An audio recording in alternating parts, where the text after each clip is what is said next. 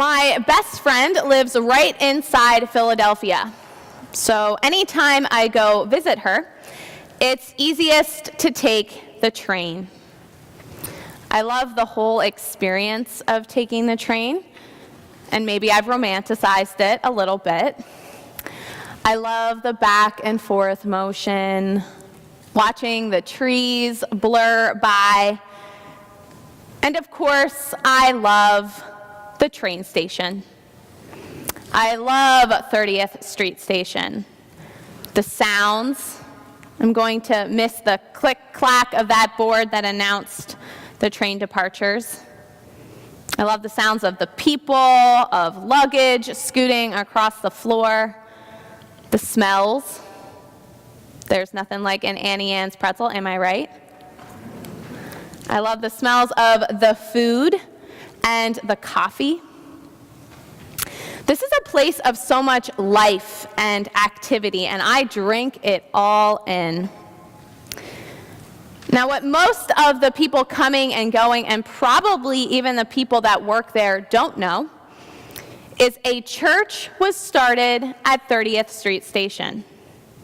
A church in a women's bathroom. Pastor Violet Little traveled through 30th Street Station every day, and like most travelers had to stop and use the bathroom before she went to her next destination. As she went about her business, she would encounter homeless women, warming up inside in the winter and washing up. After several encounters, Pastor Little realized, and I quote her now, "God is always looking for a dwelling place." And this run-down women's bathroom turned out to be a place of God's holy dwelling. God became known in a women's bathroom. So she started talking with these women, building relationships, and eventually she started worshiping with these women. And to me, this is what Jesus is talking about in our story today from Luke. Now, maybe you missed it, so I'm going to read the first sentence of our story again. Jesus came down with them and stood on a level place. Jesus came down with them. Jesus was with them, the people who were ill and had unclean spirits. Jesus was with them. That little word "with" makes such a difference. Jesus was present with them. He walked with them, stood beside them, and sat down alongside people who ordinarily would have been ignored or thought to be odd or frightening.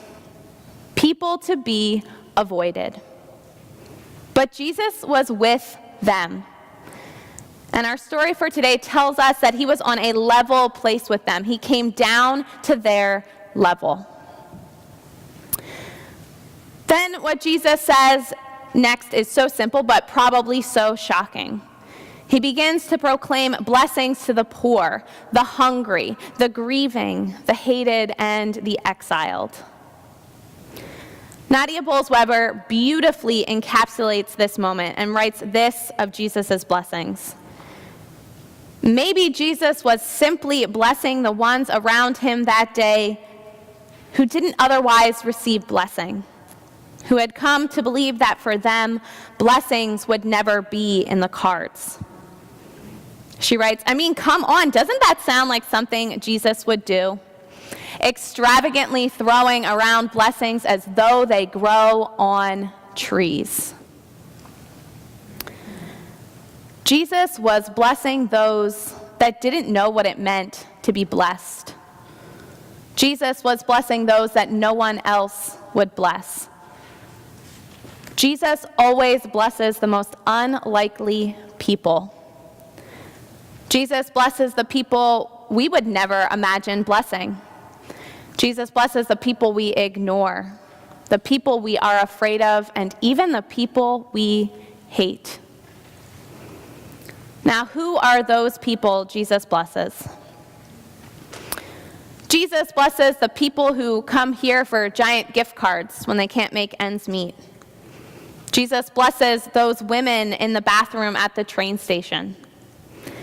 Jesus blesses all those federal workers who couldn't put food on the table during the government shutdown.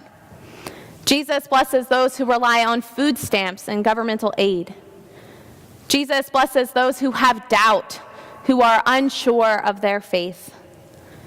Jesus blesses those who come to worship here but sneak out without saying a word. Jesus blesses those who are lonely or shy. Jesus blesses those who are hungry for relationship and connection. Jesus blesses those with depression who want to be happy but just can't. Jesus blesses those who mourn, whose hearts are broken. Jesus blesses refugees and immigrants. Jesus blesses those who are bullied and called names. Jesus blesses those who fear hate might get them killed. Jesus blesses the most unlikely people. Jesus blesses the people we won't bless. Now, you're probably sitting there thinking, what about those woes? Why does Jesus say, woe to you? Jesus says, woe to us who miss out on the amazing work God is doing among those Jesus blesses. Jesus says, woe to us who miss out on relationships with those Jesus blesses. Woe to us who let our money, our possessions, our abundance blind us to God's work and to relationship. Last Sunday night, Lady Gaga gave an amazing acceptance speech at the Grammys. If you didn't see it, it's a short clip and you should Google it because her words are so important. She spoke out for mental health awareness, but her words ring true for anyone who is suffering. She proclaimed, we gotta take care of each other. If you see someone who is hurting, don't look away. Jesus didn't look away. Jesus went right to those who were hurting. Jesus was with those who were hurting. And Jesus calls us to be with those who are hurting, the poor, the hungry, the grieving, the hated, the exiled. Jesus calls us to this hard work, especially in response to the many blessings in our lives. Jesus calls us to the hard work of being present with those who suffer, blessing those we can't imagine ever loving, let alone liking, being in relationship with those who are different from us. The love of God goes beyond our little circle. The love of Jesus surrounds every person, envelops every place. And right here, right now, right in front of our faces, God is doing amazing ministry, and we're called to be a part of it. Have you served those who are hungry? Check out the great work being done at the Ecumenical Food Pantry or the St. Patrick's Breakfast in Harrisburg. Have you served the ill or grieving? Check out the great work at Pink Hands of Hope that serves women affected by breast cancer. Or serve as someone visiting our homebound members.